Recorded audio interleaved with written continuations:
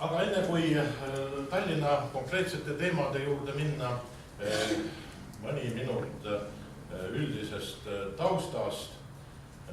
Kõigepealt see tähelepanu juhtimine ja staažikatele omavalitsustegelastele teada fakt, et vähem kui kuu aja pärast tähistame me 20 aasta möödumist kohaliku omavalitsuse korralduse seaduse vastuvõtmisest. See on meie kohaliku omavalitsuse õigusruumi 20 aasta jooksul kujundanud, on ta seda hästi halvasti teinud. See on omaette analüüsi teema, kuid igal juhul probleeme, muresid on selle taustal üksjagu olnud, sest teda on kokku ligi 60 korda selle aja jooksul muudetud. Seejuures on muudatusi toimunud pooleaastase vahega, nii et üks kord on ühes suunas muudetud ja siis pool aastat hiljem 97. aasta näide siin näiteks toodi tagasi. Aga siin on palju teisi probleemseid küsimusi, mis seadusesse on sisse viidud ja mis tegelikult mõningal määral seaduse loogikat on ka mõjutanud, kahtlemata tekkinud teatud vastuolu. Ja üks väga vaieldud probleem on olnud kogu selle aja jooksul praktiliselt see, kas volikogu liige võib olla vallalinna valitsuse, vallalinna ametnikuna tööl ja kas see piirdub sama vallaga, linnaga või kehtib see üle eestiliselt. Ka siin on olnud täiesti erinevad redaktsioonid, regulatsioonid meie vastavas koksis.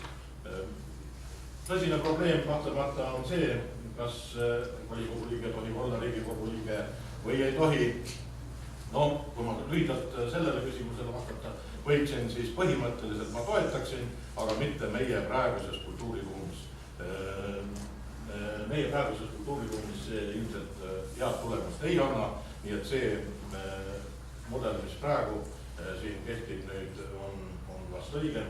Ja et meie omavalitsusreformi teema on oluliselt laiem kui haldusterritoriaalne reform, siis selle kinnituseks üks näide viimaste kuude aktiivsest tegevusest selles valdkonnas, kus üks ja teine volikogu muutub tegutsemisvõimetuks, asendusliikmed tulevad 100% sisse, vastavad otsustused ulatuvad Riigikohtusse, mis võib tekitada muidugi ühiskonnas omajagu elevust ja kohalikus vallas linnas kindlasti ka. Aga ma arvan, et sellise probleemi lahendamine volikogu tegutsemisvõimetus oleks väga lihtne, kui me vaatame, mis toimub põhja pool, et seal asendusliikmed on stabiilsed ja ei ole mitte sellist mudelit, et 100% asendub ja kui seda teemat peaksin arendama, siis ma küsin nii, et kui volikogu asendusliikmed tulevad asemele teises koosseisus ja ei saa ka hakkama seal eelarve vastuvõtmisega või vallalinna juhtide kindlustamisega, mida on ju ette tulnud, siis kolmas kord tuleb. Kas või kolmas koosseis, aga juba ka teine koosseis on pädevam eelarvet menetlema kui see esimene koosseis, kellele rahvas on andnud mandaadi vastavaks tegevuseks. Nii et ma arvan, et suur hulk omavalitsusreformi probleeme on seda laadi, mis tuleksid siiski läbi vaielda, arutada ja senise praktika põhjal püüda ka konstruktiivseid järeldusi teha meie vastavasse seadusesse. Ning miks mitte siis minna seda teed, nagu me oleme korduvalt ka kahe Eesti üleriigilise omavalitsusliiduga, Eesti Linnade Liiduga, Eesti Maaomavalitsuste Liiduga arutanud Eesti Vabariigi 100. aastapäevaks püüda kujundada siis meie väikeriigile sobiv avaliku halduse mudel. See eelkõige siis meie tänase päeva kontekstis seonduvalt kohaliku omavalitsuse korraldusega. Väikeriigi omavalitsusmudel sageli tekitab assotsiatsioone, et siin ei tohi olla võib-olla väikseid valdu. Ma toon paari aasta taguse näite regioonide komitee arvamused Islandi kohta, kus on öeldud, ma ei tea, kas siin mingi hulka ka on, see ise vist ei näita. Ja ma ise muutusin maha, ma tean, see ka ei kugi näidata, jah. Nii, siin soovitatakse, et tuleb arendada Islandil aktiivselt koostööd väikeste omavalitsusüksuste vahel, et tagada nende püsimajäämine ja kõik muu sinna juurde kuulub. Ma ei taha sellega mingil määral torpedeerida seda, mida regionaalminister siin viimasel ajal on algatanud omavalitsusreformi raames ja seda nende eesmärkide võimalikku arutelu ja realiseerimist, aga ma tahan lihtsalt kõrvale tuua näite, et probleem on oluliselt keerulisem kui väikeriigi väikeste valdade likvideerimine. Ma ei hakka rääkima suurriikide valdadest, kus või on siin mul see slaid, kus on see, et Saksamaal on kõige väiksemad vallad 7 liikmega ja nii edasi. Nii. Omavalitsusreformi kahtlemata üks olulisi küsimusi, millele peaksime ka vastama, ennem kui me räägime üldse, kas suur või väike vald on otstarbekas, on see, milline on kohalik omavalitsus osatähtsus antud riigi avalikus halduses. Kas see on umbes selles piires nagu meil praegu veerand riigi valitsemiskuludest või liigub see Vahemeremaade riikide suunas, kus on, näete, alla 10% või liigume me teiste Läänemeremaade riikide suunas, kus on 40, 50, 60% kohaliku omavalitsuse osatähtsus riigi valitsemise kuludes. Minu arvates on see üks põhimõttelisi küsimusi, millele tuleks vastata ennem kui üldse piiride teema üles väga põhimõtteliselt tõsta, sest kui kohaliku omavalitsuse ülesandeks jääb lumekoristus ja tänava pühkimine, siis miks mitte ei võiks me liikuda selles suunas, aga kui kohalikule omavalitsusele anda rohkem ülesandeid, siis tuleks vaadata meie Põhjamaade suhtarve ja Tampere ülikooli ja Soome kohaliku omavalitsuse juhtivteadlane on öelnud, et munitsipaalsektori osatähtsus suhetes riigiga tulevikus veelgi kasvab. Me nägime eelmises tabelis, Soomes on see niigi kõrgem oluliselt kui siin Euroopa Liidus keskmiselt, rääkimata meist ja Lõuna-Euroopast. Nii, kui me vaatame pealinna kohta omavalitsusreformis, siis kindlasti peame endale tunnistama seda ja vaatama, missugune on pealinna koht üldse riigi asustuses ja see eripära. Me oleme Mandri-Euroopas koos Lätiga riigid, kus pealinna osatähtsus rahvaarvust on kõige suurem, ligi kolmandik. Meist suurem on Euroopas ainult Island, juba täna siin mainitud, aga seal teadagi eri olukord. Ülejäänud Euroopas pealinn moodustab alla 20%, sageli alla 10% riigi rahvastikust. Pealinna omavalitsusreformi analüüsides ja siin võimalikke lahendusi otsides tuleks minu arvates lahutada 3 vektorit. Pealinn suhetes riigi kesktasandiga, siin ka juba sissejuhatavates sõnavõttudes seda sai märgitud, ka härra Erkel siin mainis seda või viitas sellele. Minu arvates, jah, võib-olla ennem veel, see, et kohalik omavalitsus ja riigi kesktasand on teatavas vastuolus, ei ole midagi üllatavat. Legendaarne Viljandi linnapea Maramaa ütles juba esimesel iseseisvuse ajal, et kohalikus omavalitsuses pole midagi püsivamat kui vastuolu riigi kesktasandil. Ma arvan, et päris kuldsed sõnad ja päris õigustatud sõnad, aga see ei tohi takistada ülejäänud kohaliku omavalitsuse arengut, mis kahetsusväärselt minu arvates on viimastel aastatel, eriti selgelt siis, kui see masuperiood hakanud mõjutama meie kohaliku omavalitsuse edasist arengut. Põhimõte, mida halvem on Tallinnal, seda parem on riigi kesktasandil, on viinud selleni, et seda halvem on kõigil kohalikel omavalitsusel. Teine vektor on horisontaalsed seosed. Ja see on teema, mis täna vist kõige rohkem käsitlust leiab siin. See on siis võimalikud suhted tagamaa valdadega, linnadega. Ja kolmas vektor on linnasisene juhtimine, seega linnaosade teema. Prohvetite tuntus omal maal on teadagi olnud probleemne, sellepärast kaks võõrast ekspertarvamust, OECD ja CRAE hinnangud meie kohaliku omavalitsuse toimimisele seonduvalt ka pealinnaga siin OECD paari aasta tagune raport ja sama ka CRAE siin aasta vanem hinnang Eesti kohalikule omavalitsusele. OECD soovitab Tallinna liigitada pealinna suurlinna piirkonnaks ja mitte paigutada teda samasse kategooriasse teiste omavalitsusüksustega. Siin ma nendele võõrama prohvetitele vaidlen vastu.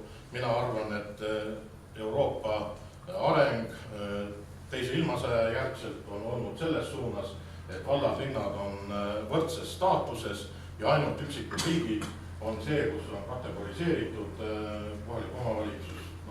Luksemburgis see on selles OECD raportis välja toodud, meil teada ka Albaanias. Aga üldiselt on siis nagu Põhjanaaber Soome, kõik vallad linnad on kunnad ja tegevus toimub Kundalagi seaduse alusel. Nii, horisontaalne koostöö. Siin on kõlanud seisukohti, et koostööle ei saa panustada, eriti vabatahtlikule koostööle ja kohaliku omavalitsusüksusi tuleb liita. See võib olla põhjendatud tegevus paljude Eesti maakondade jaoks, aga pealinna piirkond on siin kindlasti oma erisusega. Kinnituseks võib tuua selle, et aastat 3-4 tagasi ju Tallinna linnavolikogu pöördus naabrite poole, kas olete valmis meiega ühinema ja vastuseis oli üheselt ei mingit ühinemist, nii et järelikult ei saa Tallinna ja tema tagamaa puhul rakendada seda põhimõtet, et toimub haldusterritoriaalne reform, tuleb leida teisi variante, millest mina näen küll praktiliselt ainsana koostöö vajadust, aga see nüüd ka omaette teemana kohe tuleb, kuidas me seda otstarbekaks enda arvates peame. Nii, CRAE 2010. aasta soovitus, seal on otse välja toodud, et pealinna eristaatus, omistada Tallinnale eristaatus, see sageli on mõistetud, et on vaja pealinna seadust. Kui me selle küsimuse püstitame niimoodi, miks on pealinna seadust vaja, siis tuleb mõelda, vastata, mida selle võimaliku pealinna seadusega tahetakse saavutada.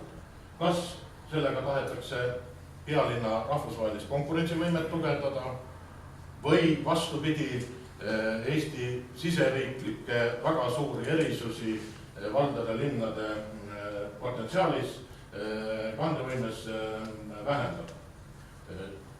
On mõlema suunalisi ettepanekuid, on ka see, et Tallinn liiga suur tuleb tükeldada. Siin Samas valdade linnade suures erinevuses ei ole midagi ebaloomulikku. Soome praegu küll tegeleb haldusterritoriaalse reformi teemaga juba aktiivselt, et on Soome siin kõrvale, kuid allpool on mul toodud siin Austria, Šveits, Saksamaa. Mainisin juba ennemalt, et Saksamaa on mõista küll ütles, et 7 elanikuga, kõige väiksem on 5 elanikuga vald, aga 7 elanikuga Baden-Württembergis. Nii et ka niisugused vallad on Kesk-Euroopas täiesti olemas, rääkimata Šveitsi ja Austria mudelist. Nii et see, et suur erinevus on valdade linnade vahel, ei tohiks olla midagi hirmutavat. Millised on siis seal need variandid edasiminekuks on küsimus. Mina arvan seda, kui siin linnade konkurentsivõime märksõna oli, et Eesti vajab hädasti linnapoliitika põhimõtete väljatöötamist. Selles osas sageli lahmitakse, et Eestis ei ole regionaalpoliitikat, põllumajanduspoliitikat, sotsiaalpoliitikat. Minu arvates kõik need poliitikad või paljud need poliitikud on ju tegelikult olemas, et nad päris hästi alati ei toimi ja võib-olla on ajal jalgu jäänud. Linnapoliitika on küll seda laadi märksõna, mis Eestis puudub, kuigi sellele on viidatud juba 2005. aasta Vabariigi Valitsuse vastavas kinnitatud Vabariigi Valitsuse kinnitatud strateegias. Tuleb välja töötada linnapoliitika ja ma arvan, et see on vajalik. Seonduvalt Tallinnaga, seonduvalt siin mainitud ka Ida-Virumaa. Nii, pealinn soetas riigiga, veel kord siis siin on hea näide Saksamaalt, kus Berliinis on sõlmitud vastav leping riigi ja kohaliku omavalitsuse vahel, kuidas siis reguleerida teatud ülesandeid ja neid rahastada. Nii, teine teema on pealinna tagamaa lugu, horisontaalsed seosed, kus ma tahan rõhutada Soome vastavat tegevust 2010. aasta pealinna regiooni koostööseadust. Siin ma arvan, et Eesti võiks minna seda sama teed või lähedast teed vähemalt, et need olulised valdkonnad, mis elanikele on ülitähtsad teenused, ühistransport, jäätmevedu ja mis iganes, kus peaks toimuma piiriülene koostöö valdade linnade vahel, tuleks seadusega reguleerida nii, et see koostöö on kohustuslik ja oleme siin kolleegidega ka paar aastat tagasi vastava eelnõu välja töötanud. See on ka omavalitsusliitude koduleheküljel kättesaadav, kuidas siis reguleerida Tallinna ja tema lähitagamaa valdade linnade koostööd just üksikutes valdkondades, mida võib-olla saab rakendada ka Tartu, Pärnu ja mõne teise Eesti piirkonna suhtes. Väga huvitav teema on siin see vektor detsentraliseerimine, kus minu arvates eriti hea näide on tuua siin Londoni omaaegsest tegevusest, kus hiljuti lahkunud peaminister Thatcher otsustas Londoni linnavolikogu laiali saata omal ajal.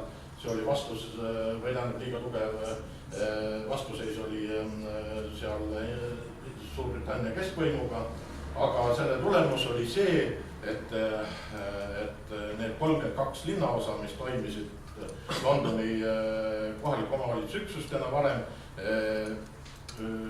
muutusid nüüd iseseisvateks, aga üks osa funktsioone, ühistransport, päästeteenistus ja nii edasi, tuli hakata riigistama hoopis. Nii et see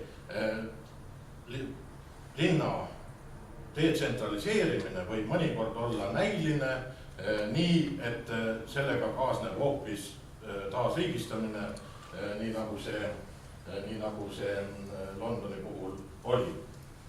Ja siin näitab sellest, kuidas Londoni minister taheti Londoni ministeeriumi moodustada. Nii, Päris alguses ütlesime, et äkki Eesti Vabariigi 100. aastapäevaks üritaks Eesti kohaliku omavalitsuse kaasaegse toimimise mudelit arendada, sealhulgas kasutada territoriaalset korraldust arusaadavalt. Ja siin 10 aastat oli Eesti Vabariik vanaks saanud, kui tolleaegne siseminister Rüüneson ütles, lähema tuleviku ülesandeks olgu meie kogukondlik omavalitsuse ajakohane väljaarendamine, et sellega meie riigijoone alusmüüri kindlustada. Ma ei taha tegeleda siin plagiaadiga, viitan originaalile, aga ma ütlen, et tahaks hea meelega kirjutada seda sama 2018 sõnad siin. Ja lõpetan hea meelega professor Sööber, raamat tõlgitud kohalik omavalitsus Eesti keelde Tartu Ülikooli poolt, sõnumiga riik, mis ei arvesta kohalike omavalitsuste õigustatud huvisid, nõrgestab iseennast. Tänan tähelepanu eest.